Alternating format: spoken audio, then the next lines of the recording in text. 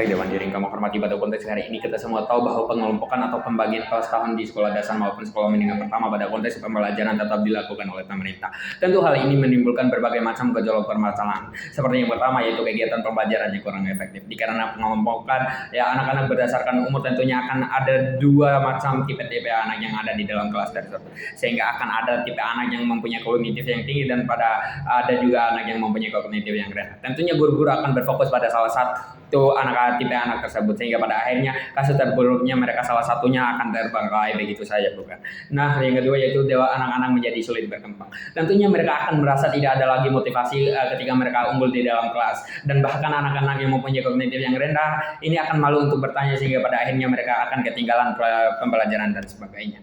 Dan yang ketiga yaitu berpotensi pada pembulian.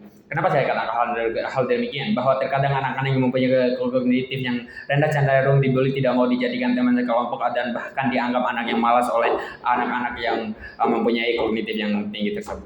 Tentunya kami berdiri di MOSI ini bertujuan untuk yang pertama yaitu menjadikan suasana pembelajaran yang lebih efektif. Karena pada akhirnya mereka tidak lagi untuk malu untuk bertanya lagi karena teman-temannya mereka sama semua. Mereka sejajar dan sebagainya. Guru-guru bakal mengajar sesuai dengan yang dibisai oleh mereka ataupun yang sesuai dengan kompetensi dari mereka sehingga pada akhirnya suasana kelas dapat mengikuti apa yang diajarkan oleh guru-gurunya. Pada akhirnya mereka semua bakal bisa dan tidak ada lagi murid-murid yang ketinggalan akan hal pembelajaran dan sebagainya. Dan yang kedua yaitu agar siswa dan siswi dapat bertumbuh dengan maksimal. Di dalam kelas yang mempunyai saingan yang sama tentunya akan ada peningkatan motivasi belajar dari siswa-siswi pada akhirnya bukan. Dan yang ketiga yaitu meminimalisir potensi pembulian. Mereka berada pada lingkungan yang sama tentunya hal itu dapat mengurangi potensi pembulian. Dewan Juri kami hormati.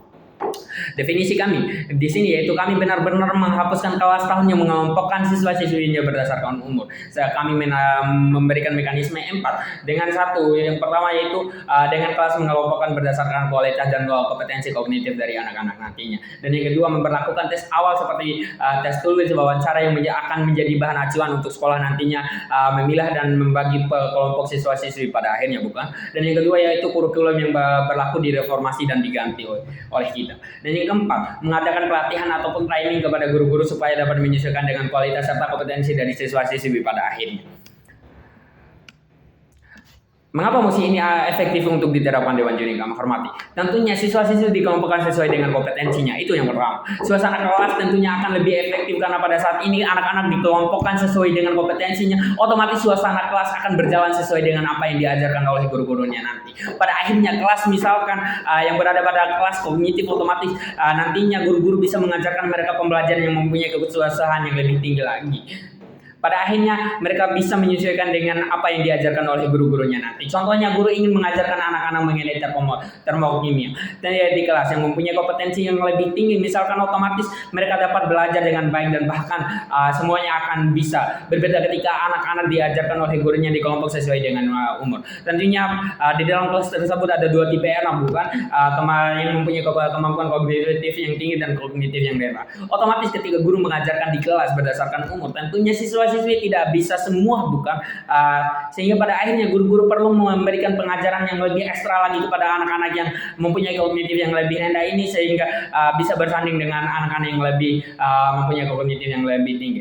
Sehingga pada akhirnya siswa-siswi yang mempunyai kognitif yang tinggi ini tentunya tidak akan diajari dengan maksimal bukan, sehingga pada akhirnya merugikan anak-anak yang mempunyai kognitif yang tinggi ini sehingga pada akhirnya anak-anak dikelompokkan misalkan mereka yang mempunyai kompetensi yang rendah ini akan diajari dengan cara yang berbeda ketika MOSI ini diberlakukan. Dewan Juri kami hormati. Ada dua karakterisasi utama yang saya bawakan yaitu karakterisasi anak yang mempunyai kognitif yang rendah. Cenderung malu pada akhirnya ketika mereka kurang rasa percaya diri untuk memberikan pernyataan, pertanyaan dan bahkan mereka kuat lagi untuk berada pada kelas tersebut karena mereka cenderung dibully. Anak-anak yang mempunyai kognitif yang tinggi cenderung tidak mau sekelompok dengan mereka sehingga pada akhirnya mereka tidak bakal kuat lagi dalam hal mental dan kasus yang paling parah mereka bolos dan tidak fokus lagi akan pendidikan yang mereka jalani karena mental anak yang mempunyai kognitif yang rendah ini telah rusak karena dibully oleh mereka yang mempunyai kognitif yang tinggi tersebut. Dan yang kedua, anak-anak yang mempunyai kognitif yang rendah ini bukan semata-mata mereka malas dan karena kemampuan mereka rendah. tapi bisa jadi juga permasalahan ekonomi, sosial, budaya di lingkungan mereka yang menganggap pendidikan itu tidak terlalu penting. Tentunya masalah ini akan teratasi dengan guru-guru yang telah diberikan pelatihan, dengan guru-guru yang bisa menggunakan pendekatan yang lebih pelan, fokus dan difokuskan pada dukungan dan motivasi. Ada juga anak-anak yang lamban akan belajar sehingga butuh bimbingan yang lebih ekstra dari gurunya, sehingga perlu dikelompokkan sesuai dengan kemampuan atau kompetensi kognitif bukan. Sehingga musik ini akan efektif jika diterapkan dengan penyelesaian tersebut.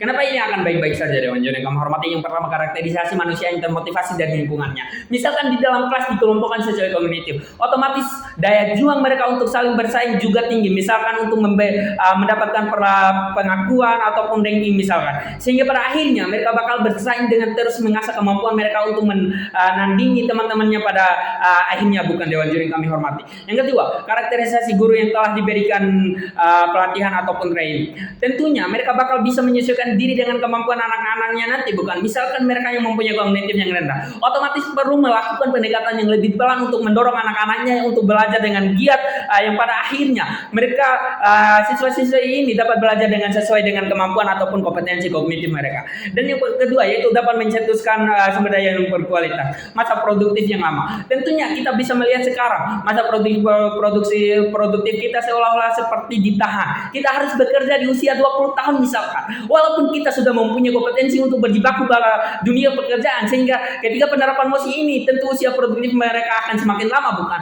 Karena usia mereka akan sangat panjang untuk melakukan penelitian misalkan, sehingga hal tersebut dapat menyongsong kemajuan negara nantinya. Kami ingin adanya seperti sumber daya yang ada di Amerika misalkan, yang menjadi profesor di usia 20 tahunnya. Tentu ini akan menyongsong kemajuan daripada negara bukan karena ia bisa melakukan penelitian secara terus-menerus. Ketika tim oposisi mengatakan tentu pada konteks penerapan musiknya akan ada juga potensi pembulian seperti kamu kok dua belajar di SD, tidak bisa dipungkiri hal tersebut. Namun satu hal yang saya katakan bahwa hal tersebut akan diatasi dengan pelatihan guru untuk memberikan dorongan sosial dan motivasi serta melakukan bimbingan konseling kepada siswa-siswinya pada akhirnya sebagai langkah preventif bukan. Ketika mereka mengatakan juga dan ketika hal itu diterapkan, guru-guru dapat stres gara-gara beban mereka pertama untuk menyesuaikan dengan pribadi anak-anaknya. Dewan Juri kami hormati, saya tegas bahwa stres akan tetap ada kepada dua belah pihak. Seperti sekarang mereka harus berjibaku dengan merdeka belajar. Tetapi satu hal yang saya ingin katakan, kami akan mengadakan training yang dapat melatih manajemen emosi dan stres guru-guru pada akhirnya bukan.